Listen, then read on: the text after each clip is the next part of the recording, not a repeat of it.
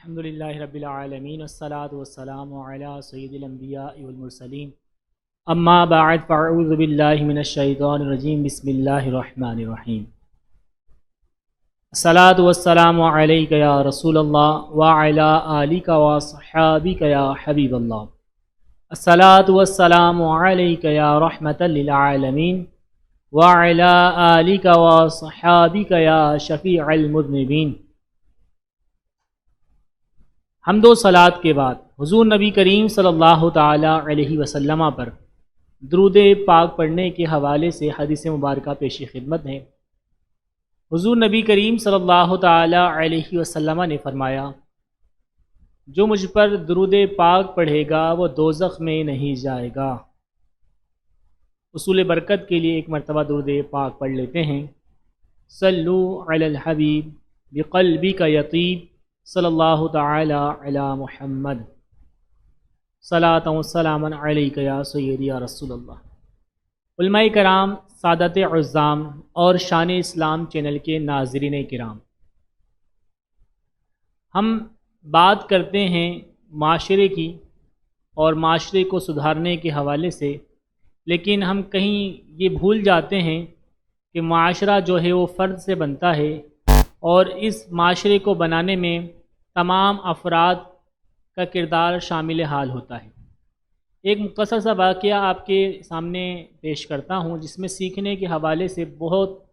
اہم نکات ہمیں ملیں گے۔ کہا جاتا ہے کہ ایک چیل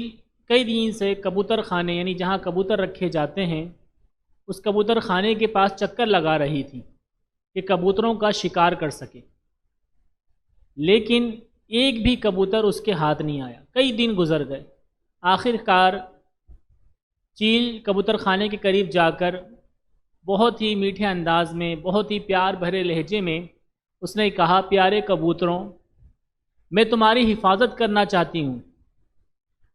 اور تمہارے پر جو بھی مصیبت آئے گی میں اسے تمہارے سے دفع کروں گی۔ جو کبوتروں کا ہیڈ تھا، جو کبوتروں کا سردار تھا، اس نے کہا، تم حفاظت کے بہانے ہمارا شکار کرنا چاہتی ہو؟ چیل نے کہا، ایسا نہیں ہے، میں تو تمہاری طرح ایک پرندہ ہوں، جس طرح تم ایک پرندے ہو اسی طریقے سے میں بھی ایک پرندہ ہوں۔ اگر تم مجھے اپنا کنگ یعنی بادشاہ بنا لو تو پھر میں تمہاری حفاظت کرنے میں، یوں کہ لیں تمہاری حفاظت کی ذمہ داری مجھ پر ہوگی، اور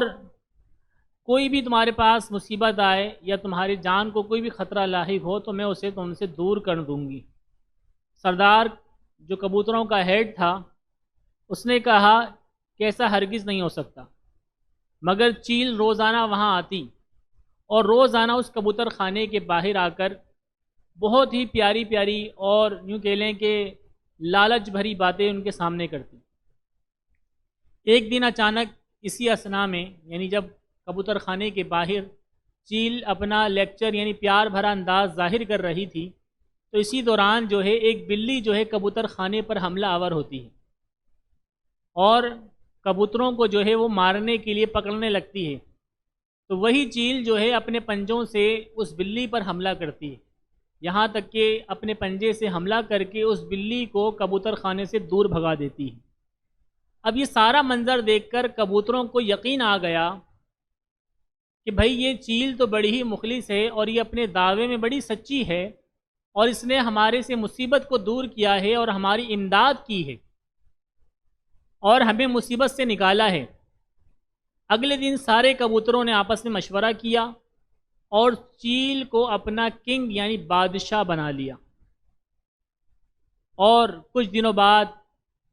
چیل ان کی خوب جو ہے وہ کچھ دنوں تک تو خوب ان کی دیکھ بھال کرتی رہی چیل، اور ہر طرح سے ان کے معاملے میں جو ہے وہ پیش رہنے لگی، جس کی وجہ سے کبوتروں کا اس پر مزید بھروسہ بڑھ گیا، اور کبوتر خانے کی تمام تر چابیاں، جو بھی جہاں انڈے رکھے جاتے تھے، جہاں بھی ان کی دیکھ بھال کے معاملات، ان کے بچوں کی دیکھ بھال کی نرسری کے معاملات ہوتے تھے، وہ سب حفاظتی معاملات اس کے سپرد کر دیے گئے۔ ایک صبح کبوتر جو ہے وہ دانا چگتے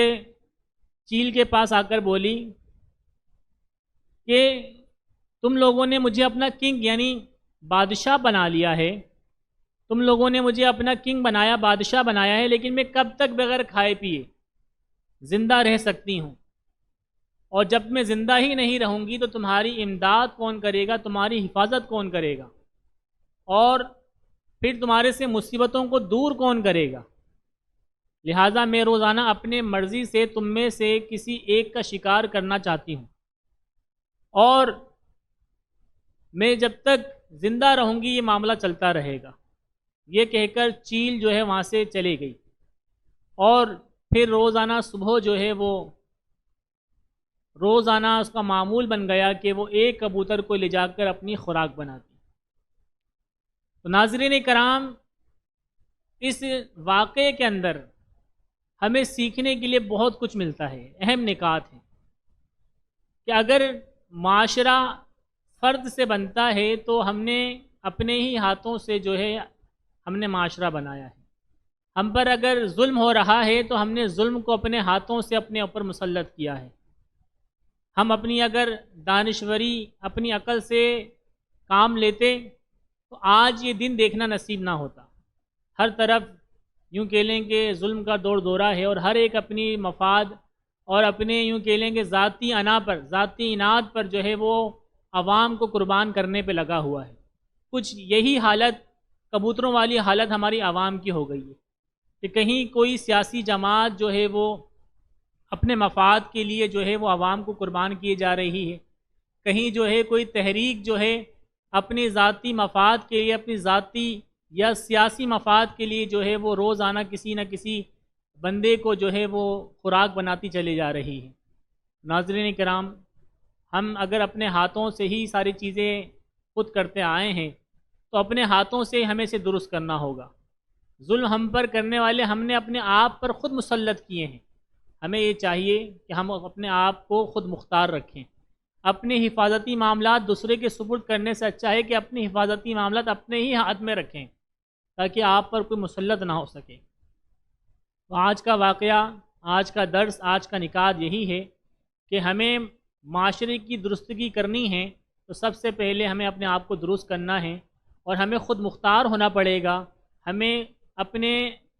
حفاظتی معاملات، اپنے ساری چیزیں جو ہیں خود اپنے ہاتھ میں رکھنی پڑیں گی۔ اگر ہم سب چیز اپنے حفاظتی اقدامات وغیرہ دوسروں کے سپرد کر دیں گے تو ہم اپنا سیلف ڈیفنس گویا کہ کسی سامنے والے کو اس کے حوالے کر رہے ہیں۔ اللہ تعالی ہمیں اپنے حفاظتی معاملات اچھے طریقے سے انجام دینے کی توفیق عطا فرمائے، ہمارے معاشرے میں سدھار عطا فرمائے، اور ہمیں اس پر عمل کرنے کی توفیق مرحمت فرمائے۔ آمین بجاہ النبی الامین صلی اللہ تعالی علیہ وسلم۔